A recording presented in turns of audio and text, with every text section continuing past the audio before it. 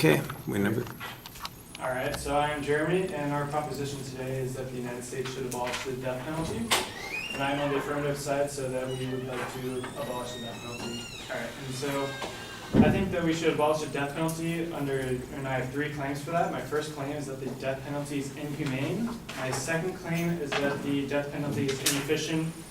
And then my third claim, which is my solvency claim, is that the death penalty should be abolished. So for my first claim, that the death penalty is inhumane, it is inhumane because it violates the 8th Amendment of the United States Constitution. The 8th Amendment of the United States Constitution states that no excessive bail or excessive fine shall be imposed, nor cruel and unusual punishments be inflicted. And for the case of the death penalty, it violates the cruel and unusual punishment because, according to an article from the Economist newspaper, the conditions on death row are grim and the inmates age fast. They're often locked up in a solitary cell for 23 hours a day, and throughout this time they live in fear that soon they'll be strapped to a gurney and pumped full of lethal chemicals. And the chemicals that the government uses for lethal injection consist of 3 drugs, and it is sodium thiopental, which is used as a sedative, pancuronium bromide, which will stop your breathing, and then potassium chloride, which will stop your heart. And up until recently, sodium thiopental has become unavailable, and I will touch on that later on in my speech.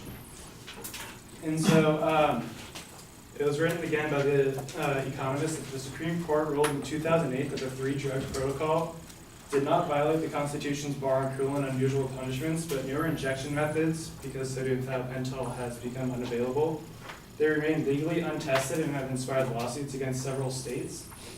An example of a case, an execution where they did not use sodium thiopental and they used a different drug, which was pentobarbital, which was used as a sedative, was for the execution of Michael E. Wilson. And Michael E. Wilson was convicted of beating a convenience store manager to death with a baseball bat in 1995. And so during his execution, they used pentobarbital instead of sodium thiopental, and it was reported that he felt his entire body burning during his execution. And so it is from Time Magazine. There's an article written by Charlotte Alter where it says that pentobarbital is considered a controversial substitute for sodium thiopental because its manufacture is often poorly regulated and contaminated. Batches can cause excruciating pain prior to death, which is what happened to Michael Lee Wilson. Yeah. And then there is also another case where a execution has gone wrong because they did not use the correct drugs because they were unavailable. And this was for the double murderer Joseph Wood, and he was being executed in Arizona, and Arizona Department of Corrections used a new drug formula, which was 50 milligrams of midazolam. It was a sedative, and 50 milligrams of hydromorphone, which is a narcotic. It was supposed to be a lethal dose, but it wasn't, and they took up to 15 doses to execute him, and it had taken nearly 2 hours when it should have taken 5 to 10 minutes. So he spent about 2 hours in pain as they were trying to execute him. And then I have one more example of a execution where Clayton Lockett was being executed, and he lived for 43 minutes after being administered his first dose, and even during his execution, he was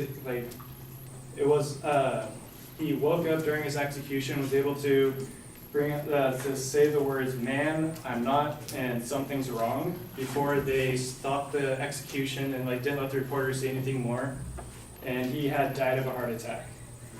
And that brings me to my second claim that the death penalty is inefficient. I say that it's inefficient because A, there is no specific kill drug used, and B, the death penalty is expensive, and C, the death penalty process is lengthy. There is no specific kill drug used because it was written in The Economist that up until 2010, most used the 3 drugs were sodium thiopental, and then pancuronium bromide, and potassium chloride. And then in January 2011, the sole American producer of sodium thiopental stopped producing for executions because they didn't want to be like recognized as the company that creates the drug for executions. And for the same reason, European producers are unwilling to sell to American states. And so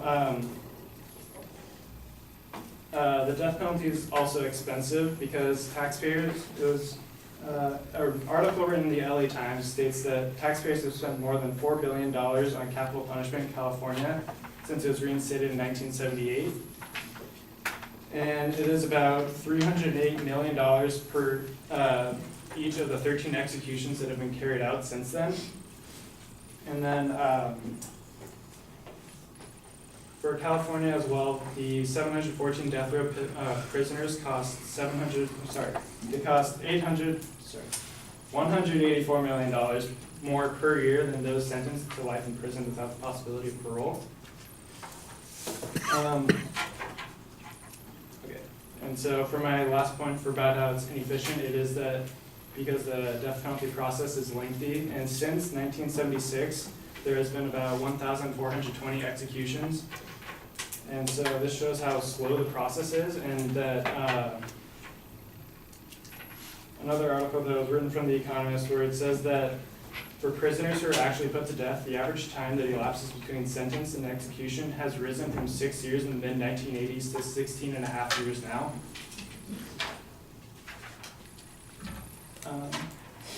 So at the current rate, which is slowing down, a condemned prisoner has a 1 in 72 chance of being executed each year. And since the average age of the death row inmate was 28 when they were first convicted, it's unlikely that more than a fraction of them will ever meet the executioner. And that is also from The Economist as well. And the appeal process takes so long because nobody wants to see an innocent prisoner being executed. And so the amount of time that the prisoner spends on death row is costing the state millions of dollars of taxpayer money. And so that brings me to my third and final claim that the United States should abolish the death penalty. And I say this because A, the United States is part of the minority on the death penalty, and according to the Bureau of Justice Statistics, as of December 31st, 2013, 35 states and the federal government authorized the death penalty. And also from Amnesty United States of America, they report that over two-thirds of the world, two-thirds of the countries in the world, which is 141 countries, have now abolished the death penalty in law or practice. And the death penalty also does not serve as a crime deterrent, and it was written by, in the New York Times. I've got to cut you off. You're at 7:45. All right, my bad.